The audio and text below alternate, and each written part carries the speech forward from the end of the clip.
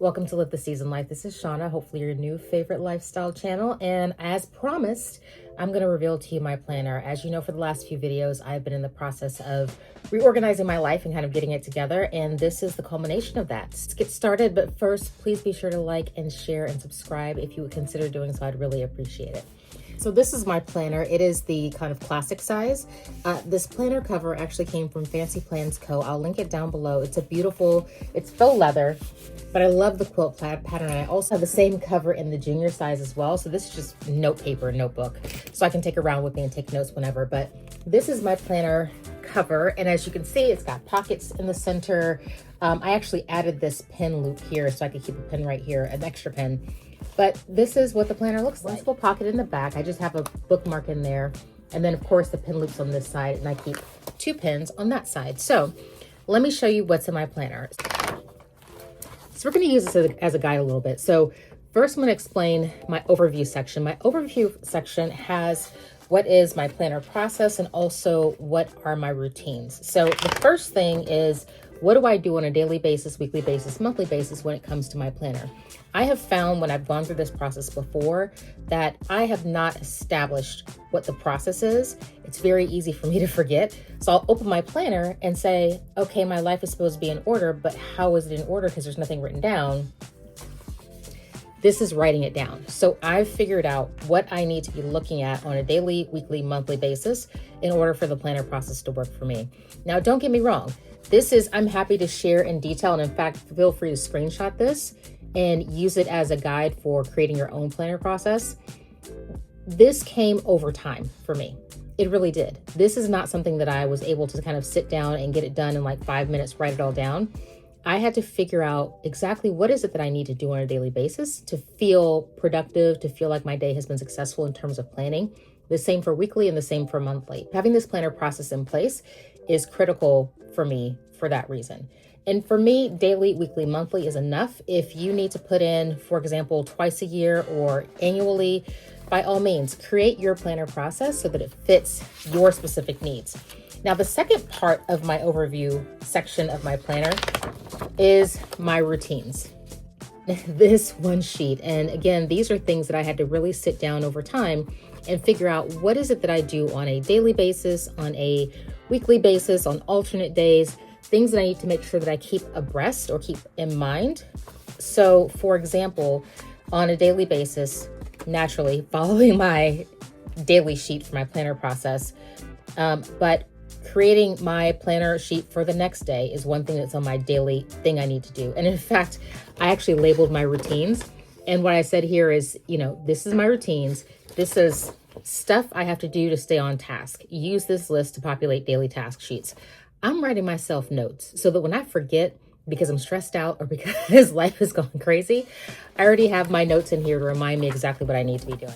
Another example of a routine that I have would be on a weekly basis. I want to do a better job of actually meal planning. So on Fridays and Saturdays, thinking about what 2 dinners and what 2 lunches am I going to rotate the following week for myself and for my family. Of course, writing the grocery list associated with that particular meal plan. On a weekly basis, that is my plan. And then twice a week, I'll go to the grocery store. That is the plan. So that I'll be able to cook those dinners or those lunches twice a week, go to the grocery store, get what I need, go home and cook. Later on in the week, go to the grocery store, get what I need, come home and cook. Hopefully that keeps the budget under control. We shall see. But these are just routines that I really had to think through and figure out what is it that I need to make sure that I'm doing on a regular basis so that I feel like I am on track.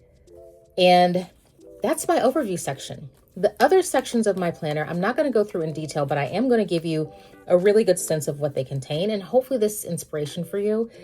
I know when I was going through and working on this for the past couple weeks, what was really inspirational for me is to watch other planner videos and other planner content creators do their thing. And even though their process is not the same as my process, because I realized you have to create a process that works specifically for you. It may be helpful to mimic someone else's process in the beginning, but ultimately the process that you will continue to sustain is the one that works specifically for you. So it was important for me to get what I can get from those content creators, but also customize things so that actually fit me and how I like to turn pages and how many steps I like to go through in order to get to a certain thing or the other. So the first section is my schedule and to-do section. And in here I have a yearly schedule, a monthly schedule, and a daily schedule.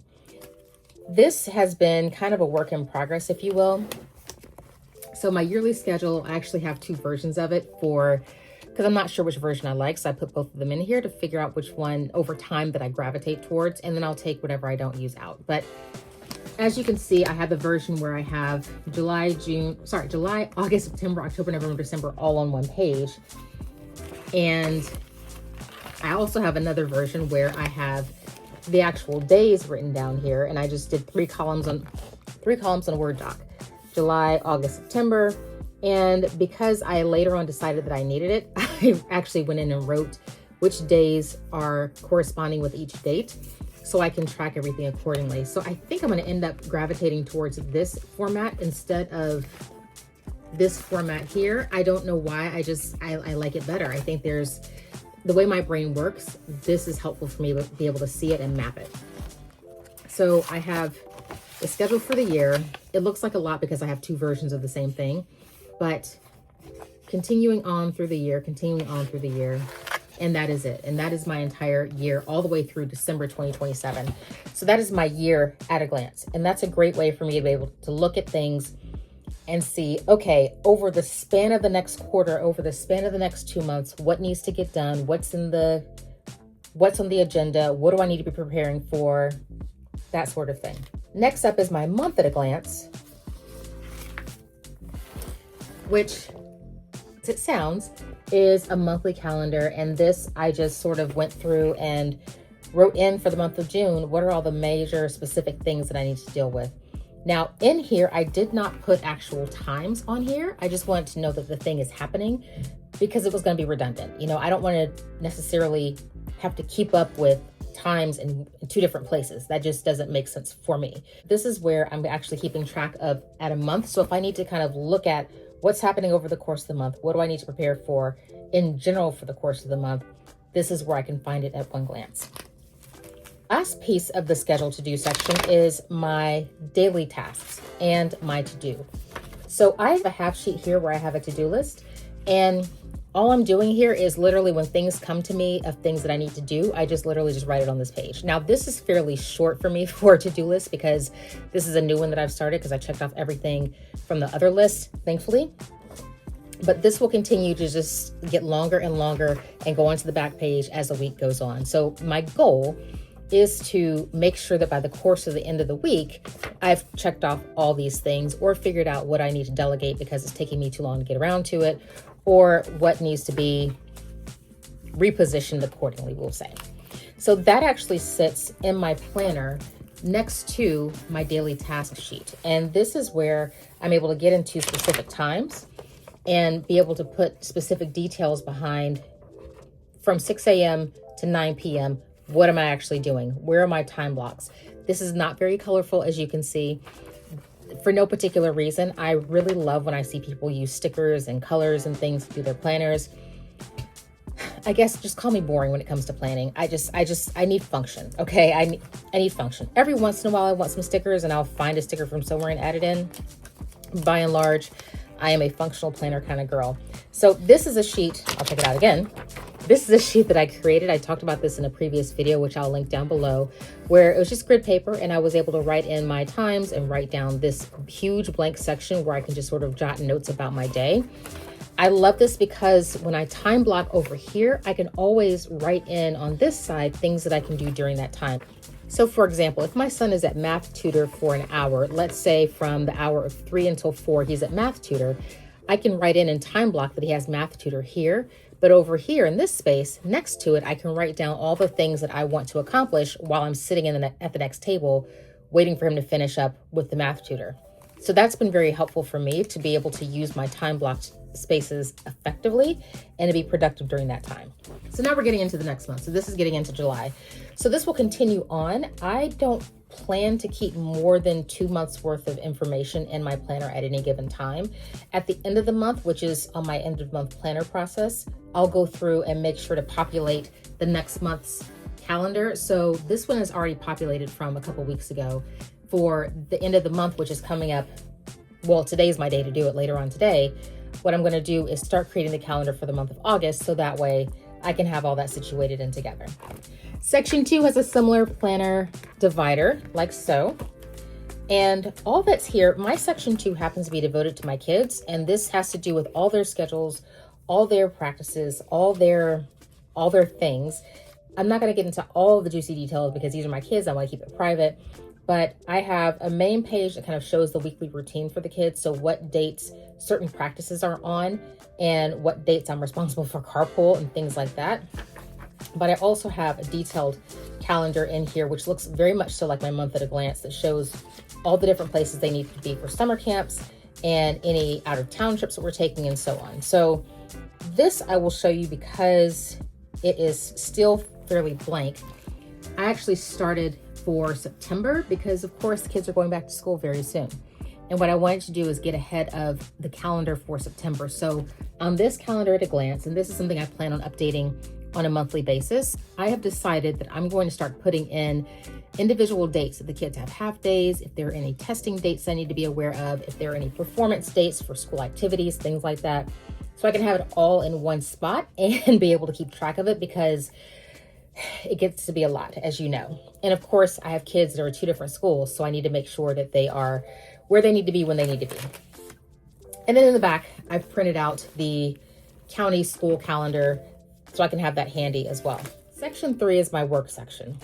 This is interesting because I'm actually working on a big project for work, and I've decided the way I wanted to break it out was to actually do a monthly calendar. So I'm basically doing, a set of tabs in here for each month, July through December, and this is going to help me be on task when it comes to this project. And in fact, I don't actually need all the way through December. I really just need through, I think, September, because this is a project that I'm working on starting July 1st, and go live is going to be in September the 17th. And then there is also kind of like a post go live, if you will, on October 17th. So I'm actually tracking this like a project plan. And for me, it's just visually helpful to have my calendar at a glance where I can sort of look and say, okay, this is the week that I'm working on content creation. This is the week that I'm working on editing. This is the week that I'm working on sort of the technical aspects of having the session go live and so on. So that is what this section is going to be devoted to. And then I have a section behind that, which is just blank paper, so I can write notes for client meetings and things like that. The next sections are going to go by pretty fast because they're very self-explanatory. Section 4 is my faith section. The only reason why I put faith as 4 is because I like how it sounded. I like how it sounded and it's easy to remember. 4 is my faith section. I have 2 small sections here. I call this my daily bread, where if I go through and read a devotional, or if there's a verse or something that speaks to me, I can write it out in this section here. And for whatever reason, I just prefer to write in different colors depending on the day. So that's that. And then the section right behind that are my sermon notes. So anytime I'm at church, I can write down my notes. I can have my planner with me and write down, like today, for example, and write down in whatever colors that I want, whatever my notes are from the sermon that we are listening to for that day. So that's my faith section. Section 5 is going to be devoted to my PhD program, not necessarily notes from classes that I'm taking, but administrative stuff like passwords, tuition payments, things like that. That's what's going to go in my planner for my PhD program. And then section 6 is my brain dump. This little green tab here says brain dump.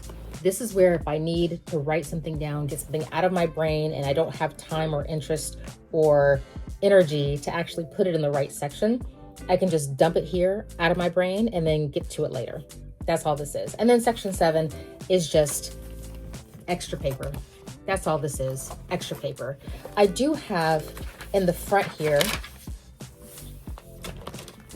just some little Post-it notes and little just pieces of paper. Sometimes when you're out and you just need to jot something down, or perhaps you need to, somebody's asked you for a little piece of paper. That's all this is, just a little piece of paper that I can use for whatever. I have minimal stickers. I do have these block stickers that I got from the Organized Money. I absolutely love these, and I've ordered some more and they should be coming in the mail this week. So excited about that. And then just some Post-it notes for no particular reason, because you never know when you need a Post-it note. And then I came across this quote right here, and I just wrote it down on a little piece of paper and double-sided taped it to my planner. And the quote is, if you're persistent, you'll get it. If you're consistent, you'll keep it. And if you're grateful, you'll attract more of it. I absolutely love that and can't get enough of it. And I'm usually not a affirmations quotes kind of girl, but that one in particular spoke to me. So I decided to write it out and put it in the front of my planner. So like I said, if you're persistent, you will get it. If you're consistent, you will keep it. And if you're grateful, you'll attract more of it. I just love, love, love, love that. And that, friends, is my planner. So my table of contents back in here where it belongs. But I do appreciate you for sticking around and watching me go through this entire process. Comment down below and let me know, what is the most interesting thing about my planner that you have seen? Are there any things or elements in my planner that you think might work for you? Or are there elements that you use that you think will be helpful to me? Because this is a living, breathing thing. It's not terribly huge. I mean, it looks as big as my head, but it's not terribly huge. I can carry this easily in my bag. Will I carry this with me every day? For right now, I'm carrying it every day because it feels like an emotional support thing, but I don't need to carry this with me every day. As long as I'm able to go into my daily section, figure out what my tasks are, unless brain fog hasn't captured me for the day. It's really easy for me to go through and remember what it is I'm supposed to be doing on a daily basis and keep track of the main sort of priorities that I need to take care of. And then of course, over the course of the day when I have time, I can always go back to this and reference it and check it as needed over the course of the day to make sure that I am continuing to stay on task. So that is it, my friends. I hope that you have enjoyed this. Again, thank you for being here. And I would ask that you would consider subscribing to this channel and hitting your notification button so that you will not miss me every time I upload to this channel. Let me know your thoughts in the comments down below, and I will see you again soon. Take care. Bye.